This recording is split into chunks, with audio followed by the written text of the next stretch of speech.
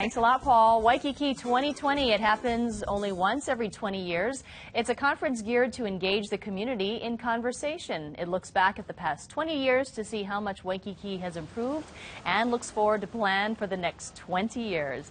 And joining us this morning with more is the president of the Waikiki Improvement Association, Rick Eget. Good morning, Rick, and thank you so much for joining us. Good morning. Thank you for having me. So this is not necessarily a once-in-a-lifetime opportunity, but a pretty rare opportunity to have an input in where Waikiki is going, right?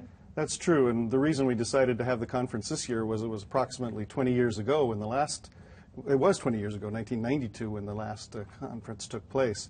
The idea is the conference will kick off a planning effort that will conclude mid-year 2013. The conference itself is to generate new ideas, and we've got a whole array of speakers to cover all of the issues that affect Waikiki. And we want to stimulate thought and then also begin a discussion within the community, excuse me, of where we want Waikiki to go. And you know, in the last few years, we've seen almost like a rodeo drive of Waikiki, all these high-rise hotels going up, the Trump Hotel. Where do you see Waikiki going in the next 20 years? Well, that's what the conference is all about. I don't want to predetermine the outcome. I'm also very interested in all the ideas that some of our experts may have. We want to then create a plan that'll give us a blueprint to go forward. And why don't you take us back in time? What changes have you noticed in Waikiki? I recall seeing planters going up. I think it was during the Harris administration.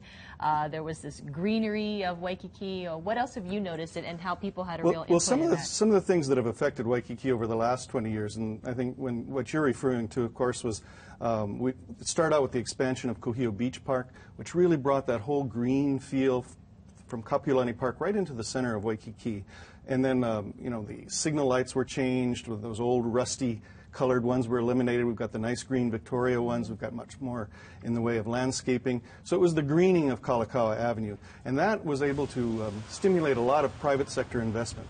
Over those 20 years, there was approximately $100 million invested by the government and over $3 billion invested by the private sector. So October 16th is the conference, and how can people get involved? So October 16th is the conference. You can register on our website, which is waikikiimprovement.com. We charge $150, but that's for the food that is being served basically during the conference. And it's open registration, so anybody who would like to attend is eligible. Fantastic. I think there's going to be some great ideas and can't wait to see what kind of ideas are sprouted from this conference. All right, in 20 years. Rick Eget, thank you so much for joining us. Appreciate your time. Thank you. And for more information on that conference, you can go to our website, kitv.com. You can also head to the morning section of our website to see this interview again. It is 5:42. We'll be right back.